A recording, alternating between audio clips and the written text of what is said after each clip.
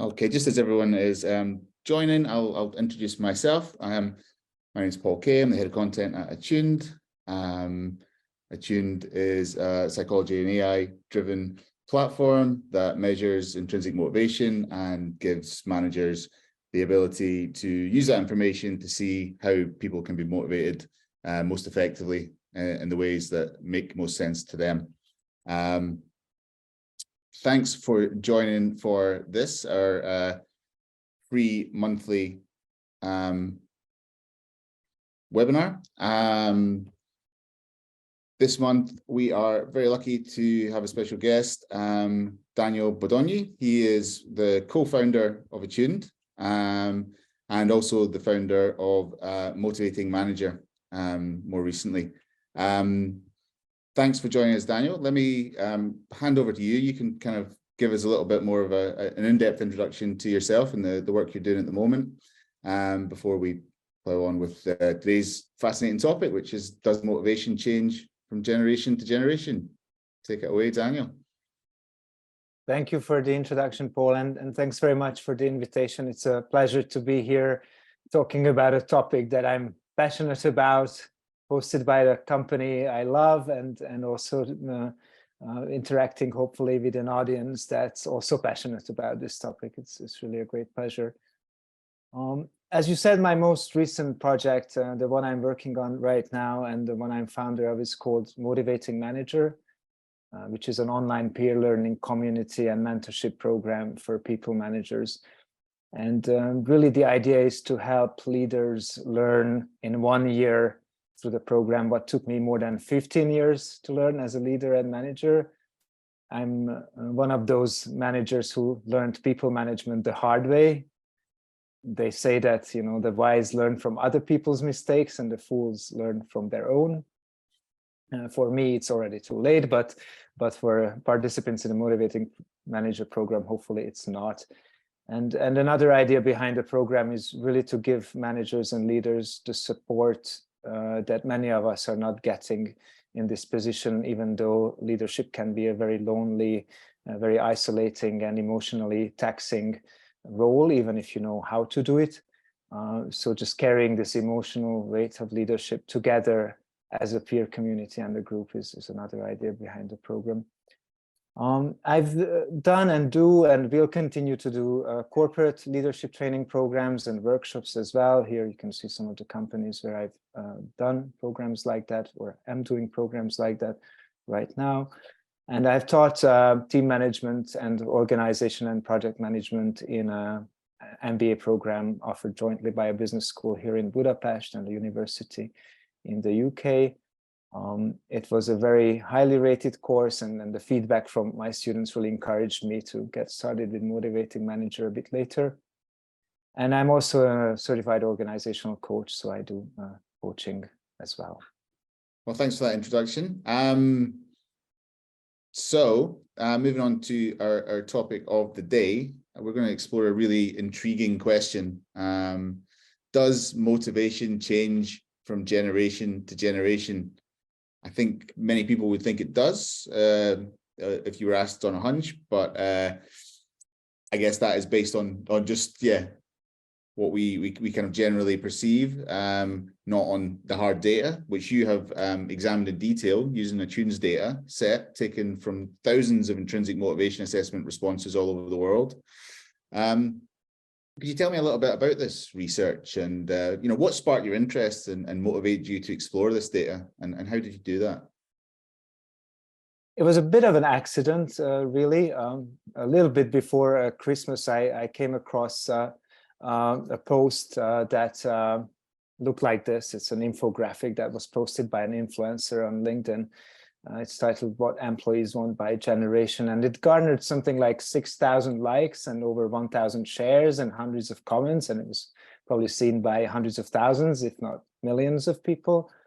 And I'm pretty familiar with the research, and I knew that, sadly, this was fake news, this was misinformation, and also knew that this is exactly the kind of misinformation that our brains are pre-wired to believe.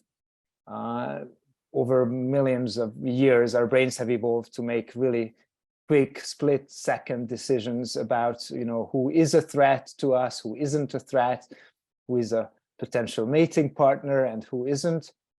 And it just so happens that age and gender are very sort of convenient categories to make those evolutionarily very important judgments. So we all have a natural tendency to put people into categories or to types. And sadly, we also have a tendency as humans, and also it's shared by other animals in the animal kingdom, to overgeneralize, especially overgeneralize things about others. You can see this kind of behavior, for example, in kids when they learn the word dog, and for a while they use it to describe any other four-legged creature like a cat or an elephant.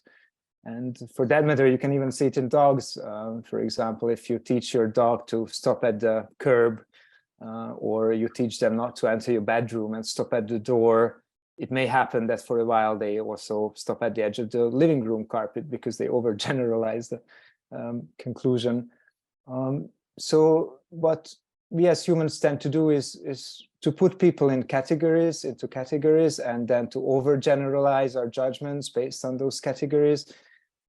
And interestingly, it happens if those features are completely arbitrary as well. So a very funny example of that is apparently when they were shooting the Planet of the Apes, the original one in the 1960s, then Charlton Heston, the lead actor, noted that the actors playing the apes would eat separately from the actors playing the humans, and even the actors playing the chimpanzees ate separately from the actors playing the gorillas. So this tendency is really, really strong, and in some ways natural in us. It's an adaptation to our environment over hundreds of thousands of years. But it doesn't mean that it's a good thing to do, and it doesn't mean that it's an adaptive thing to do in today's world. So in our sort of more multicultural, multiracial, multi-ethnic world, and in today's multi-generational workplaces, this type of categorization doesn't serve us well. It can do more harm than good. And the idea was really to look at what the data is saying, since we now have data about these things when it comes to motivation. And that's where Attuned and Attuned's data set came into the picture. So can you tell us a little bit more about the specific data you used? Yeah, so I guess many people in the audience might have taken the Attuned Motivator Assessment, and Attuned really has tens of thousands of data points on what motivates people, and demographic information is also collected anonymously. So there's information about respondents' age groups. And what I try to do is assign, I received an anonymized data set from Attuned, and what I tried to do was to assign people into generations based on their age groups. And it was possible to make unambiguous assignments and assign over 13,000 people unambiguously to specific generations. So you can see the sample sizes here, how many samples we had for each generation on which this analysis is based. It really is a robust data sample, so I was very lucky to have access to this thanks to Attuned.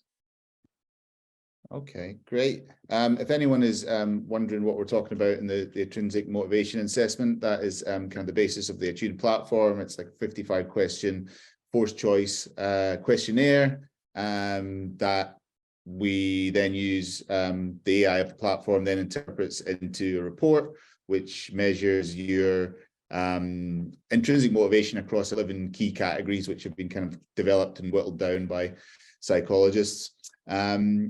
Then your report gives you a score of 0 to 100 for each of the 11 motivators, and that is essentially a report that's virtually unique. And this is the data set that Daniel's been working on. So if you haven't ever tried it, we will be sending out a link in the following weeks after the webinar, so you can try it for yourself. And if you've not fully understood what we're talking about because you haven't tried it, that'll be a good chance to do it. That was just an aside. Back to the data.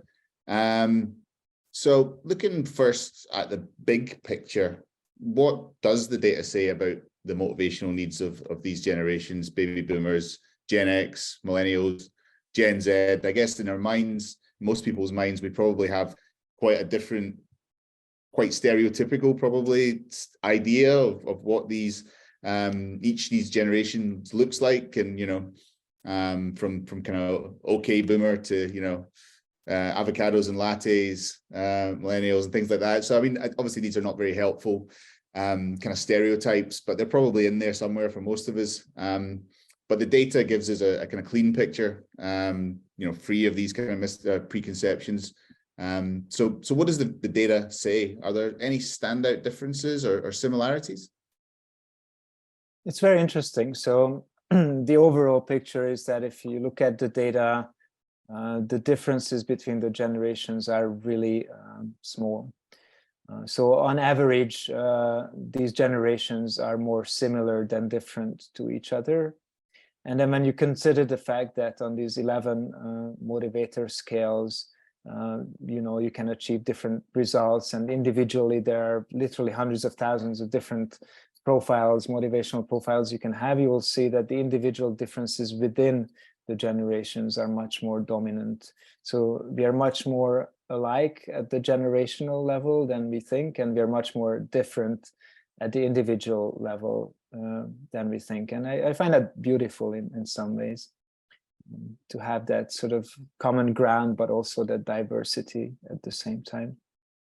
And more specifically, there are some motivational needs and values where you really see no meaningful difference at all across the generations.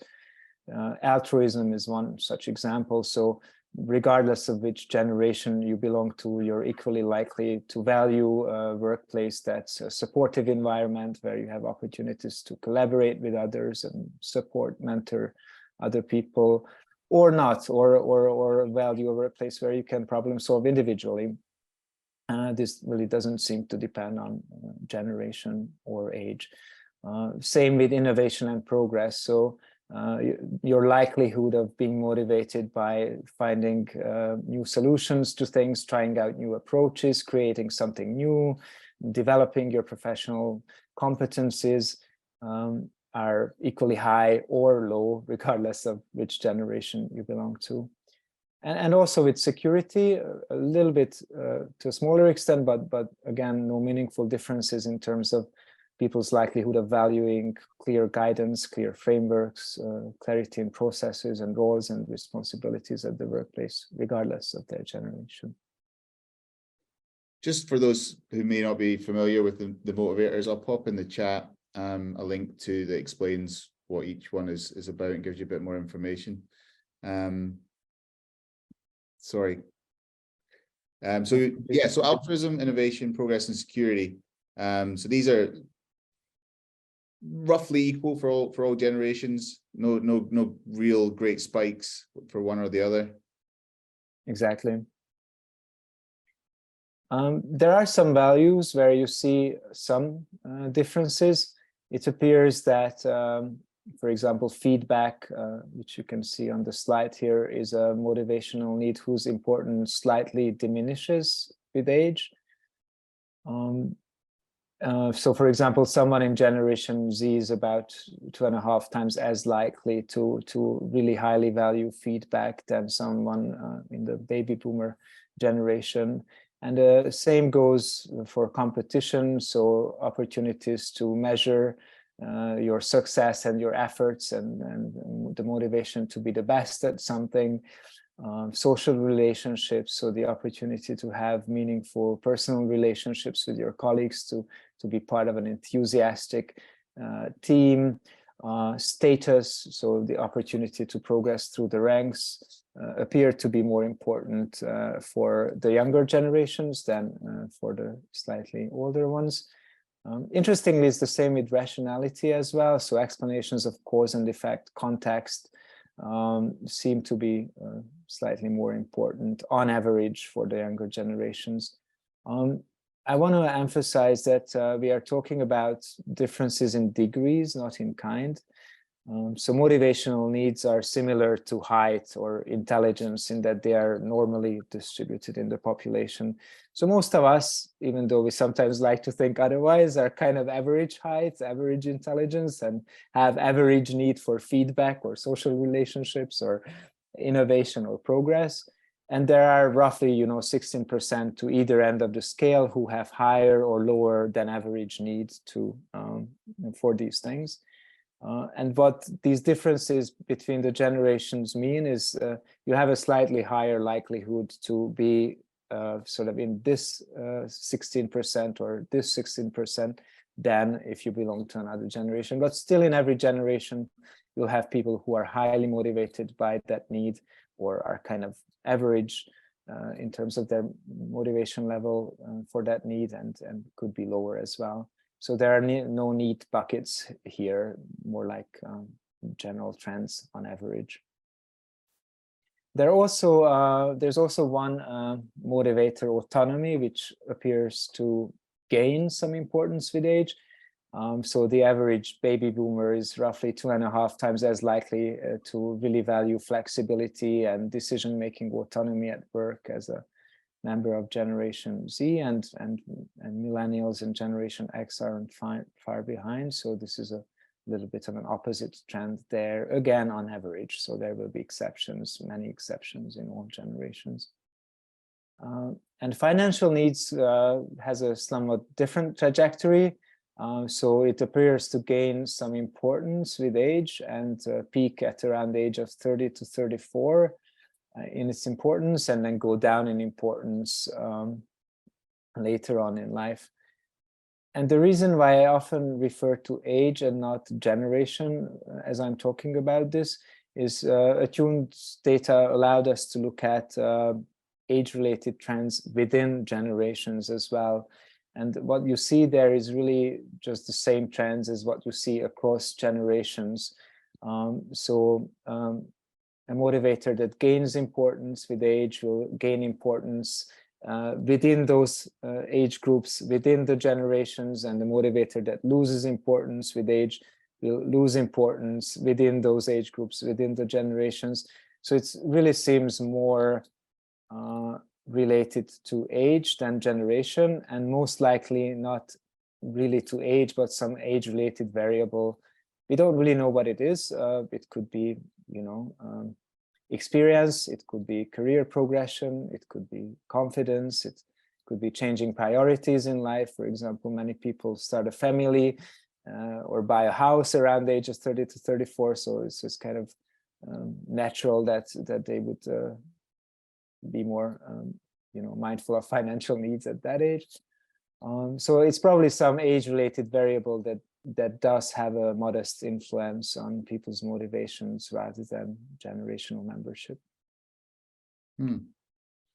Very interesting. Yeah, I guess we don't have that data now, but as we add new generations, as time passes, it'll be interesting to see if the same curve persists, or one suspects that it probably will if it's more of an age-related phenomenon than rather than a true generational phenomenon. But yeah, something to watch out for as we build the data, as we add more generations in there.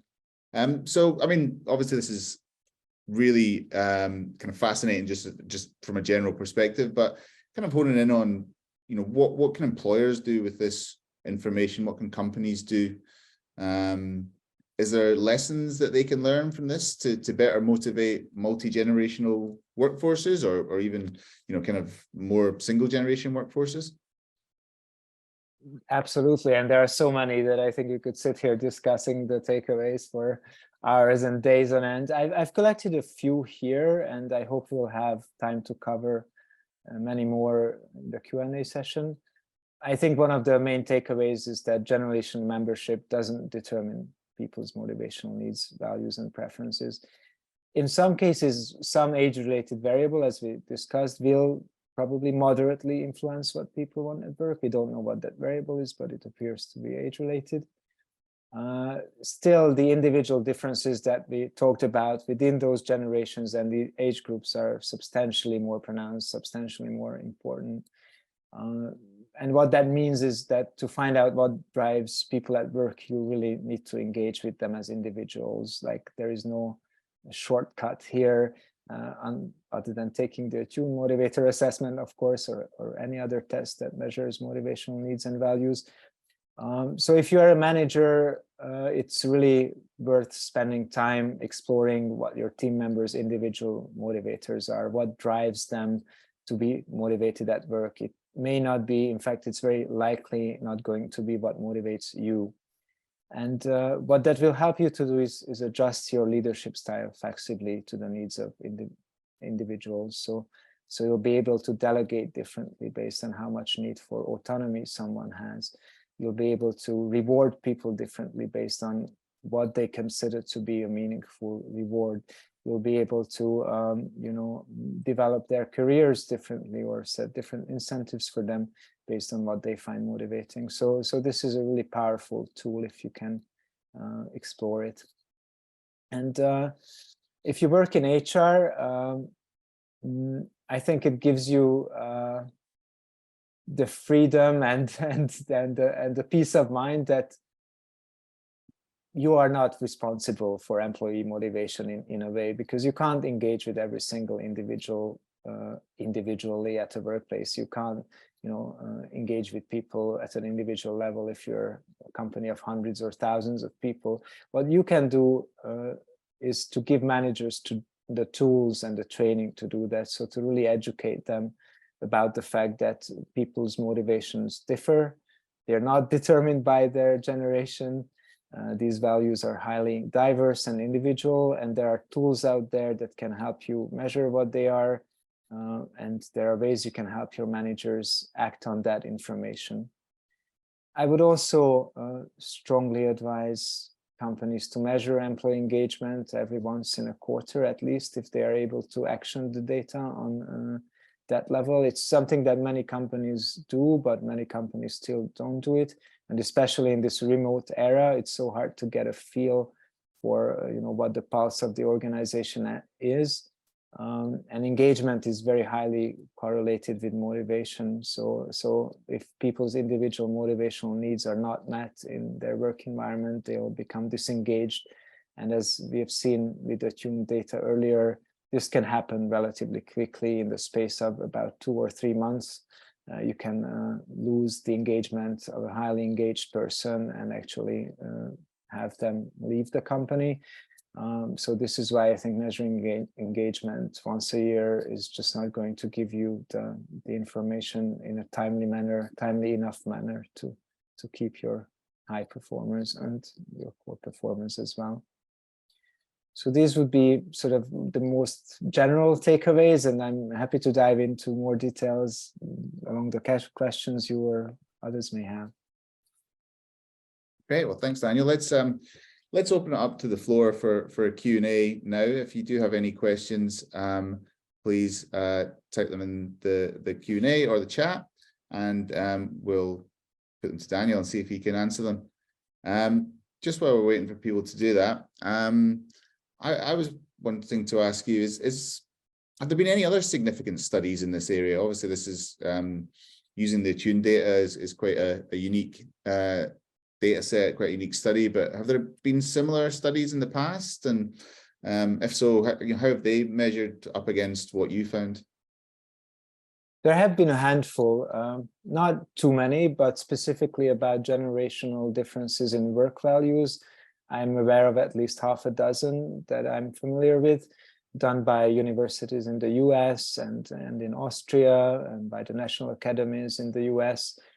And where they are aligned is that all of them conclude that there are no really major and meaningful differences among the generations in terms of their motivational needs and their work values.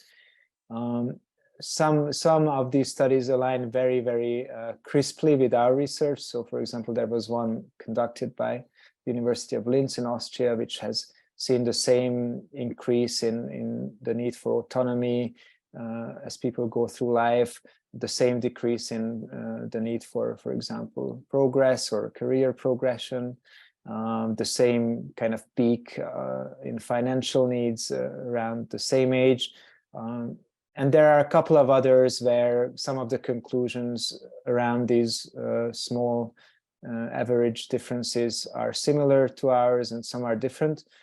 And there might be many reasons. One reason for those differences can be different sample sizes. Another reason can be different definitions of what a generation is. These are not very neatly defined constructs. So, you know, people's definition of where a generation starts or ends can differ, you know, by a number of years. So if you look at these different studies, you'll see that even the generations definitions are not universally agreed. Yeah, something to be aware of for sure. I mean, you mentioned the importance of like, while this data is great and while this analysis is really valuable, there is that danger of, you know, overgeneralizing that we all have. You talked about at the start, and that, you know, it's how important it is to really focus in on individuals and individual motivators. But yeah, the other side of the coin, what is the danger in being too general, or are the two, the general and the individual, are they two kind of pointers you can use to manage your team better, or really should it be a focus on the individual more than anything? Great question. Yeah, I think it's natural to generalize, but it's not helpful. Generalizing is what we implicitly do when we assume that people are motivated by the same things as we are motivated by. I've made that mistake many times over my career as someone who is highly motivated by autonomy and progress, for example. For the longest time, I assumed that others were motivated by the same thing. So I was very proud of myself for giving people stretch assignments and a lot of autonomy to figure out how they'll solve those challenges, only to find out many times, almost as many times as not, to my chagrin, that I was only confusing people, because there are some people who really value guidance and support from their manager, who really need a more hands-on approach, who really only like to venture moderately out of their comfort zone, and that's where they perform at their best. So I was like the proverbial, you know, gardener, like who receives a very nice cactus and, you know, which can bring forth beautiful flowers in the summer. And you plant it in the shade and you pour water on it every day, and you're surprised that the bloody cactus is not bringing forth any flowers. What's wrong with the cactus? It's not motivated. Then what you are doing is really just planting it in the wrong environment and giving it the wrong kind of nurturing, not what it needs to flourish. And I find it quite ironic that we are very well aware that different kinds of plants need different treatment and environments to thrive, and we are maybe not as well aware that different people need different kind of environment and interactions and leadership to thrive. So individualize would be my advice for leaders. To take that plant analogy a little bit further, would you have any thoughts on seeing team motivation as an ecosystem? Obviously, you have these individual people, just you have individual plants that need, you know, specific, you know, nutrients and care to grow and achieve their potential. But I'm thinking of, you know, all great gardens, all great arboretums, they work as an ecosystem, right? So is there can that analogy be extended to teams? I'm very happy to go deeper in the gardening metaphors. I love gardening. Absolutely, yeah. So the beautiful thing with teams is that the whole is never the sum of its parts. So performance, the smallest unit of performance for me is always the team, not the individual. And some cultures recognize this more than others. So there is a cult of individual performance in many cultures, and I wouldn't go as far as saying that there is no such thing as individual performance. I think there are individual differences, but they are very deeply and in a diverse way impacted by our environment as well. I totally buy into your analogy there. I guess to get a bit more specific then, so How would you deal with a team that has very different motivations? Is there a kind of, does it have to be, I think you possibly answer this, but do you have to kind of make every motivational decision on an individual level, or are there still kind of team level motivational decisions you can make with a very different motivated group? Yes, great question again. What I think we've seen in Attuned data before is that almost every team will have 2 or 3 motivators on which most team members are alike. And that is kind of the culture of the team, the values that most of the team members share. And then there will be maybe 7, 8 others where there will be differences. So there's always, a common ground that you can build on, a culture and a set of values that will influence people's motivation in similar ways across the team. And there will always be individual differences that you need to be mindful of as a leader and adjust your leadership style situationally to those needs if you want to bring the best out of people. Okay, great. Thanks. Got a great question here from Haley. She asks, have you done any overlap with Levinson's or Erickson's work around life stage development and how it compares? Haley says she'd be interested to see patterns in L&D leadership development and would love to create content or programming that can help people find their next step in their career path based on motivational needs. That's a fantastic idea. We have not done that work, but I think it's an approach that some of the studies out there that I've seen advocate. I can't say I've seen one that really deeply explored this yet, so it could be a really interesting area for further research and highly applicable to the example that you mentioned. Cool. Anyone got any other questions for Daniel while he's on a hot streak here? Gardening questions are also most welcome.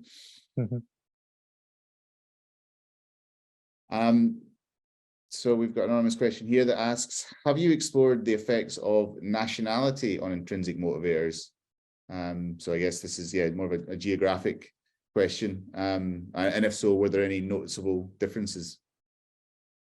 Paul, you might have more recent data on this than I do, but we did in the early days of Attuned, and we didn't find significant differences. This was quite surprising because the assumption of our team of psychologists was that we'll have to create different norms for people from different countries or different cultures, and it turned out not to be the case in the early days. The data set has grown in the meantime, so I'm not sure if that's still true, but I would assume it is because the sample sizes were meaningful back then. So these appear to be not driven by nationality or culture as much as we ourselves expected them to be. If anyone is interested in digging a little bit deeper into that question, that's something we address in our State of Motivation Report 2023, which I've just added to the chat. So in this report, which is kind of a very nice complement to the work Daniel's been doing, it also uses the same Attuned data set and splits it up in a lot of other ways. So we've taken it across the last 5 years. So I guess the big picture is it shows how motivational trends have changed from before the pandemic to during the pandemic to our kind of current post-pandemic state. But it also splits the data up by men and women. So we get the kind of similar to generationals. It's the things that make us similar are far more than the differences between genders. So we go into that, but we also go into the geographic spread. So the respondents come from all over the world. So we've kind of broken it down by continent. So you can see on that which country is most motivated by altruism, for example. I'll answer that one. It is not country rather, but continent, North America scored the highest in that one, followed by Africa, Europe, South America, Asia, and Oceania. That's just like a little taster. But if you want to go a bit deeper into it, I highly recommend downloading the report. It's free, and it goes into a lot of depth on that sort of stuff with nice infographics and very kind of bite-sized kind of insights. So that is in the chat if you want to download that. Do we have any other questions for Daniel while we're here?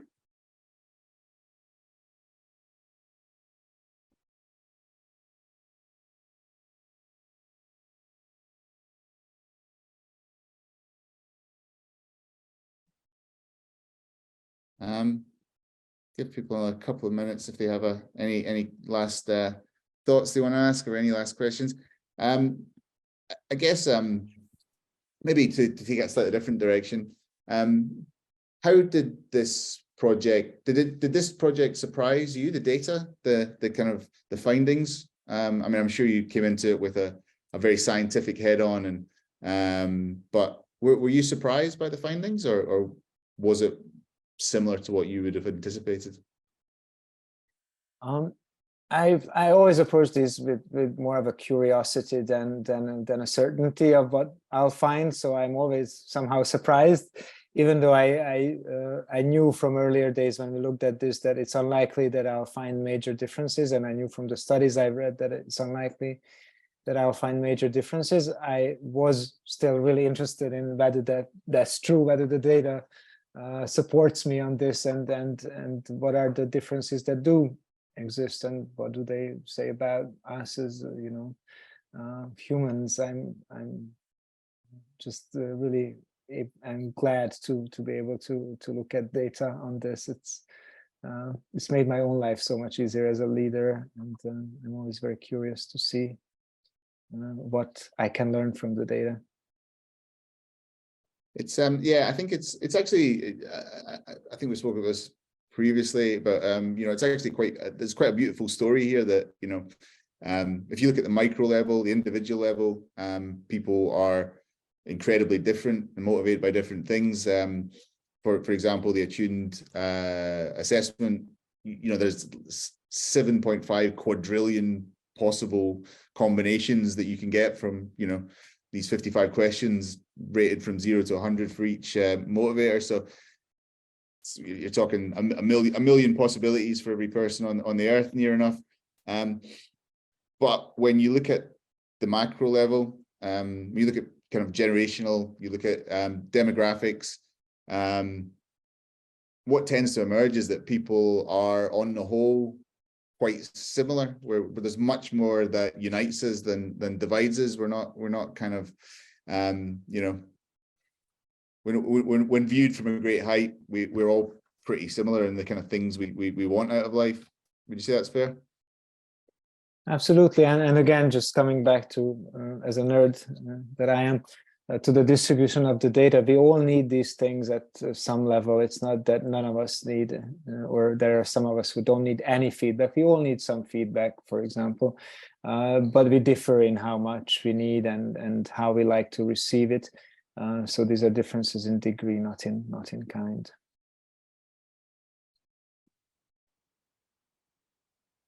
Great.